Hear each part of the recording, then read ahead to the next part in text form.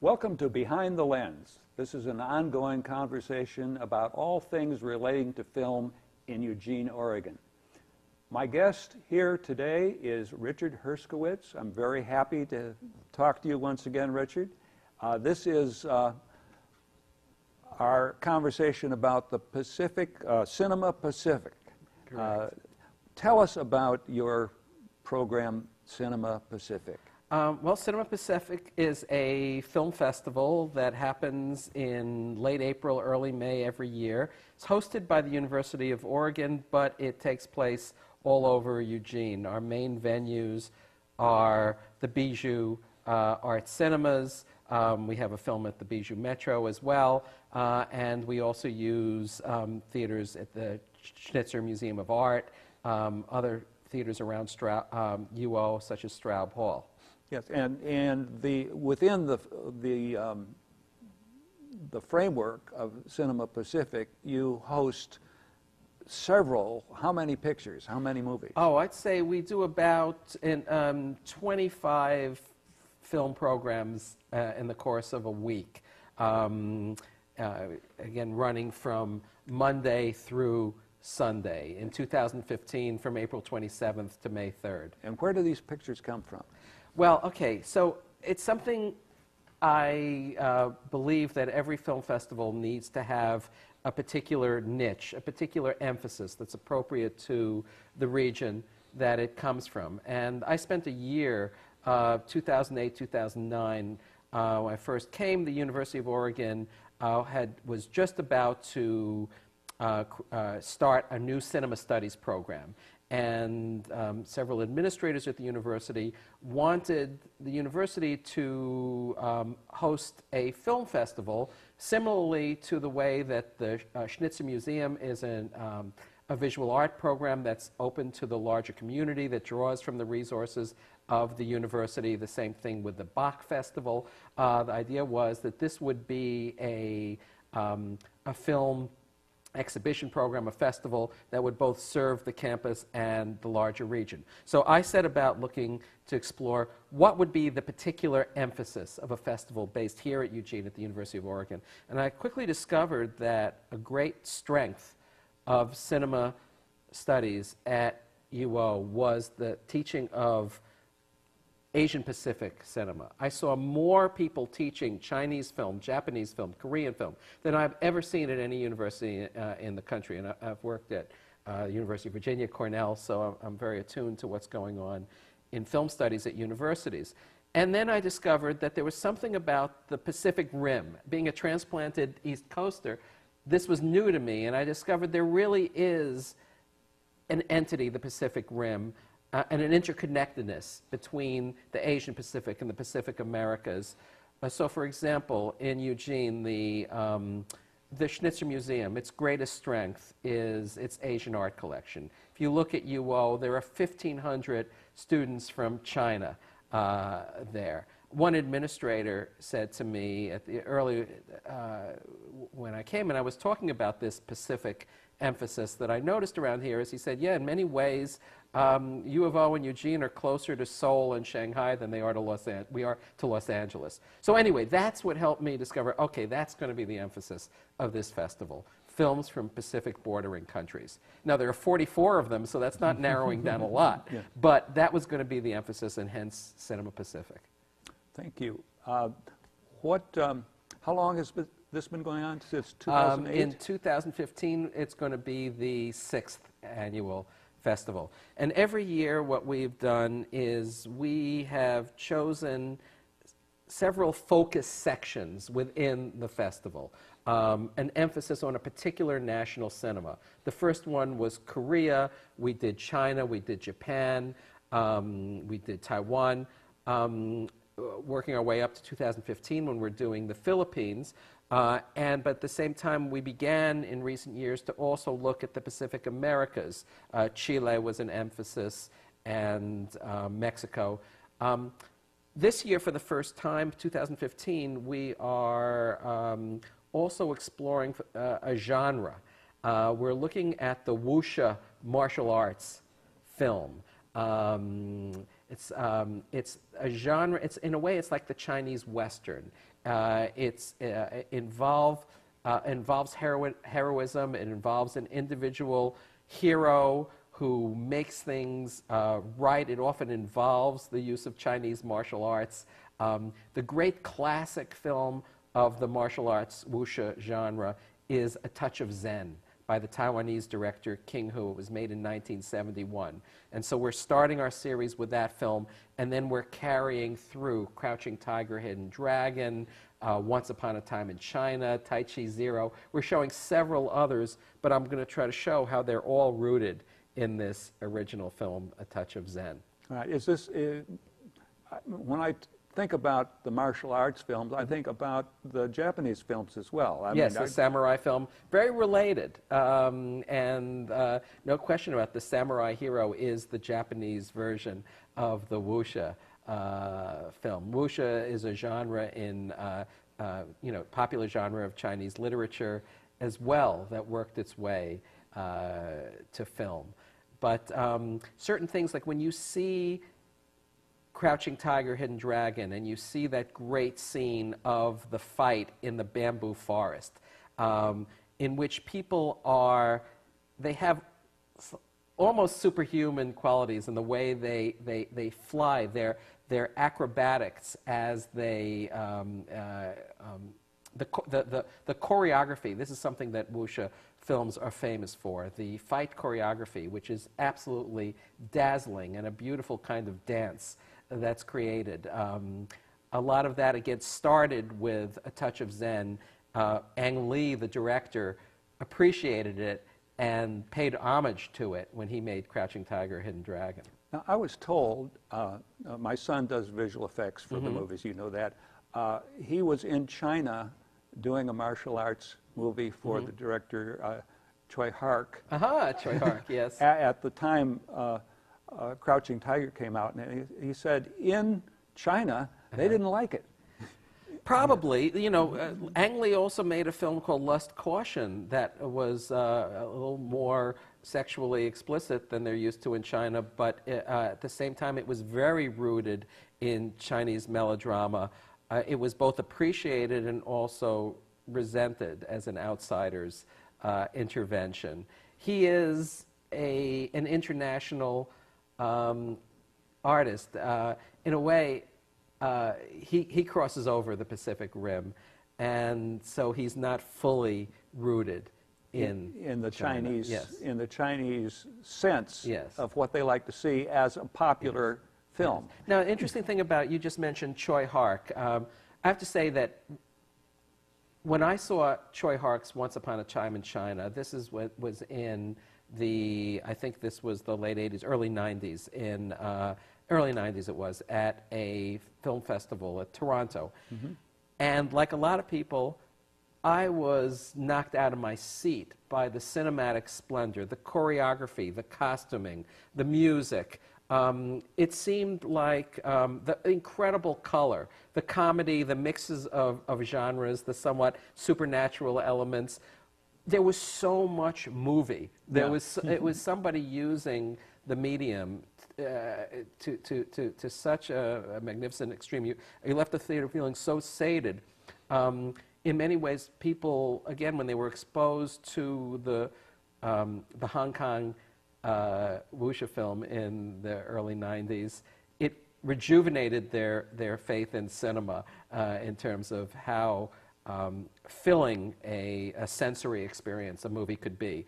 And that's what I think we're trying to show people again when they come to, we're going to show Choi Hark's Once Upon a Time in China, and if they've forgotten, they're going to, there's a lot of stuff in that. There's a lot of stuff in that movie, yes. It's almost a corollary to Sergio Leone making the Westerns in Spain. Yes, absolutely, the spaghetti Western. They were more Western than the Westerns that were made in the United States. Absolutely. The musicality, the operatic quality. He brought, he both rooted his film in the Western, but transcended it in so many ways. And again, it was a mastery of the cinematic medium that was absolutely thrilling. Yeah, and there were those of us who weren't sure that we liked it. Oh, really? Okay, well, I just remember seeing Once Upon a Time in China, and again, you could say, for example, that all the great faces in Westerns, of Jack Elam, Charles Bronson, whatever, that had been something that I'd always appreciated, but not the way that Sergio Leone appreciated it, those long extreme close-ups that showed that amazing experience, the cragginess on these Western stars' faces. The way he clearly adored those faces, again, heightened your experience of the Western, but was rooted in something that had always been there. So that in Once Upon a Time in the West. In China. In China. Yeah, you're having a similar experience of getting deeper into the pure film of it. Yeah, and it's interesting. It hadn't occurred to me the connection between Once Upon a Time in China and Once Upon a Time in the West by Sergio Leone. But in effect, Choi Hark did to the wuxia film what Sergio Leone did to the Western. And he went on. So yeah, we're only showing one of Choi Hark's films, but hopefully we're giving people just a taste, and then they're going to go explore on their own and look at Swordsman and all the other films that he made. But we're also going to show Ang Lee's Crouching Tiger, Hidden Dragon. I have to say that one of the reasons that I realized that this was something extraordinary that we could bring to the world through a film festival here in Eugene, emphasizing films from Pacific bordering countries, was my discovery, again, of this interconnectedness of the Northwest and the Asia Pacific. In particular, the University of Oregon, I discovered, had all these connections to the highest level of Asian filmmaking. So, for example, the producer Terrence Chang, who was the producer of all of the great action movies by John Woo, the Hong Kong director. Terrence Chang went to the University of Oregon, was an alumnus here.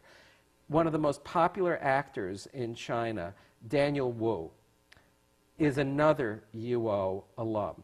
I invited Daniel Wu here just about 3 years ago.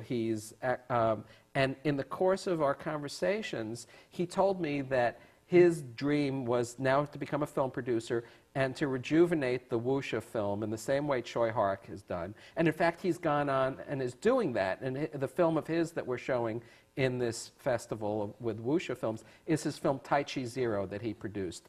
And he is doing something similar to what Choi Hark did, because he is grafting the steampunk genre onto the wuxia film in a similar innovative way. Anyway, it was Daniel Wu who inspired this emphasis on wuxia film. I keep discovering these connections locally and abroad with Asian cinema, and I'm trying to reconnect us. I'll mention one other example, in that I've just discovered that Choi Hark's new film was partly produced by a man named Eric Lin, who works for he's a senior production manager for Bona Film Studios in China, which is the biggest film studio in China, another UO alumnus. So, we're all tied together. We're all tied together. And talking about the wuxia Touch with Zen, you have a special event involved with that. What would you tell us about that? Well, okay, there's actually two. One thing about Cinema Pacific is that we strongly believe that we need to make the film experience more interactive and participatory. I really believe that, I believe very strongly in the theatrical experience and people collectively gathering and watching movies, and you have to fight for that these days so that everybody's not just watching movies on their home screens and on their phones. So with the wuxia film, we have partnered with the UO Wushu Club, and actually also the Confucius Institute of the university, and we are actually planning a martial arts demonstration on Sunday afternoon. The festival, we're actually bringing the highest ranked wushu master in the United States to do a demonstration, and several masters of Chinese martial arts are coming throughout the Northwest to be here for that presentation. So that will be occurring. And, but in addition, there's one other thing we're doing that, again, transcends the typical theatrical movie-going experience, or supplements that. And that is on Saturday night at the, in 2015, it's going to be Saturday night, May 2nd, at the Schnitzer Museum. We are hosting what we call the Fringe Festival. The Fringe Festival is a multimedia interactive performance event where we take over the museum, and galleries that people walk into, they get to engage interactively with media, to work with media installations. So for example, what we have invited filmmakers to do is take a section of the classic film Touch of Zen and remix it. What does that mean? That means that we gave people a classic scene from A Touch of Zen. It's about a 3.5-minute scene, a fight scene, and we've said, recut this, add your own music. You can add other elements of the film to the other things that you shoot into the movie, as long as at least 20% of the film, I believe, is from A Touch of Zen. And this opportunity to remix, recut, helps people create something new and inventive. And we've also invited some digital media artists to create an interactive fight scene with that movie, where people are, you know, the Kinect device in which you can interact with the screen, with how your hands move. We're going to be, people are going to be able to interact with the fight scene through this Kinect device. It sounds very technical, but a lot of fun. It is, but in some ways, this is where cinema is going. I mean, people, you have to recognize that as much as we're devoted to the traditional film experience, film is also developing these new interactive forms of engagement, and we're including that in our festival as well. So this kind of harkens back to an earlier conversation that we had, is what are movies for, which is if you try to watch Lawrence of Arabia on your cell phone, you're not getting the movie experience. No, I mean, I don't think so. Absolutely. It's, you know, and perhaps what we're looking at is moving against the concept that what a movie is just the story. Or the plot points, which I can see on my phone. Yes. But the experience of watching a film is different. Yes, yes. And the experience of watching a film with an audience is different. Absolutely. Yes. And, you know, I guess I've always believed in the participatory potential of movies, because movies affected me so deeply, and I watch movies in such an active way. You know, all my brain is operating at full power. I'm not turning it off when I watch a movie, and you know, and I feel like creating these situations that kind of go against the mall experience of going to the movies, where it's fairly, you're kind of overwhelmed by the spectacle of the blockbuster and you're eating your popcorn. That film festivals are here to kind of activate that sort of full visceral participation. Yeah. Well, I applaud you for adding to that experience and encouraging audiences to do something more. Yeah. Now, while I've got you here, I want you to tell me about the Adrenaline Film Festival. Okay. Well, that is, the Adrenaline Film Project is actually a part of Cinema Pacific. And in a way, it is connected to the central mission of Cinema Pacific, in that we are emphasizing film from our region of the Pacific as well. And so in addition to our showing films, we show quite a few films by Oregon and Northwest filmmakers, we also are trying to activate film production in this area. So we started this 72-hour film project Now, I should say that this, in the 72 hours, 12 teams of filmmakers, 3 people per team, so a total of 36 filmmakers, are going to pitch, write, shoot, and edit a film, and then on the final day, they're going to screen the film to an audience. Now, actually, the final day of the Adrenaline Film Project is the opening day of Cinema Pacific. So our opening night screening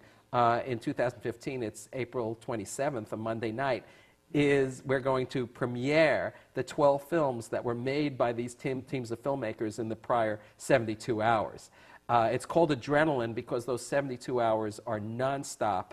And what's happened is that these kind of participatory, intensive filmmaking projects are less and less unusual. There's also a music video project in Eugene, and there's a horror film.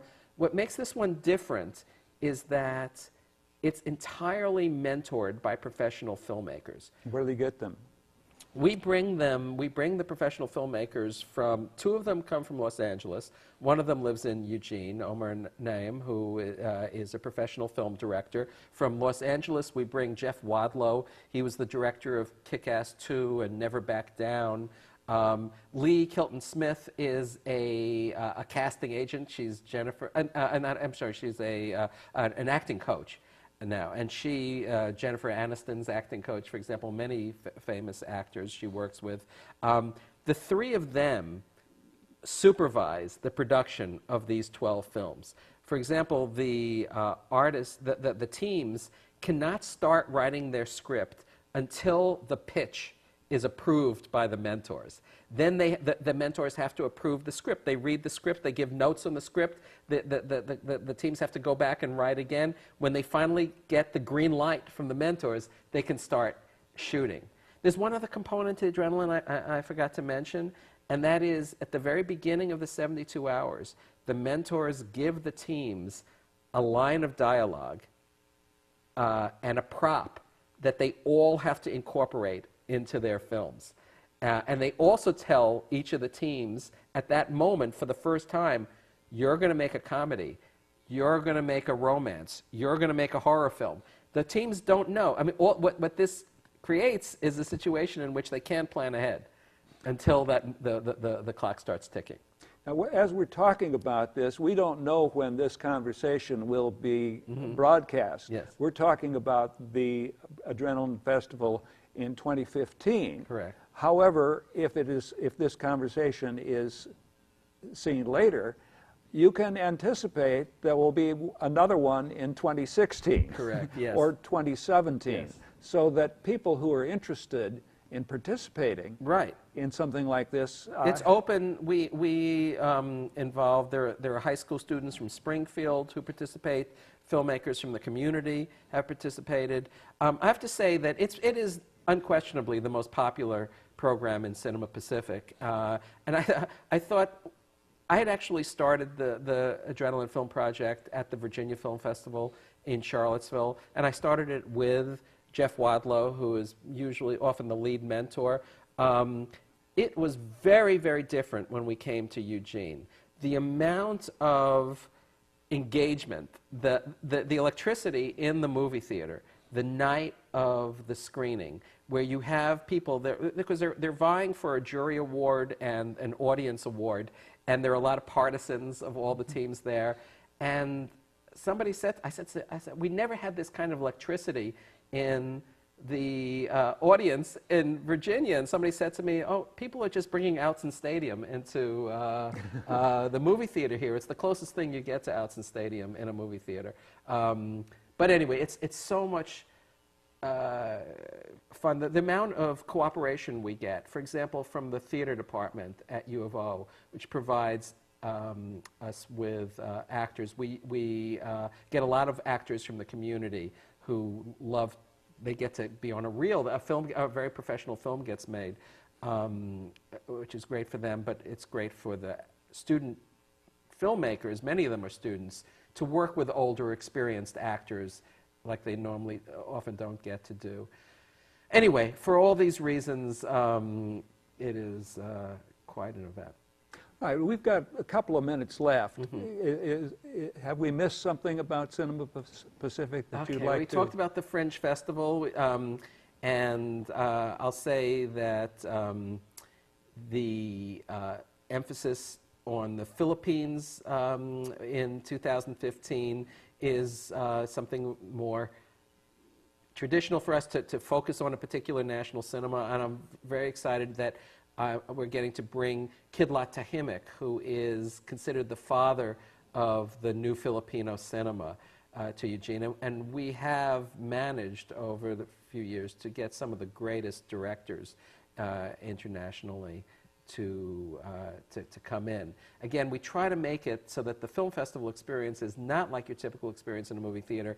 It's more interactive. You're going to get to meet the director. You're going to get to ask questions.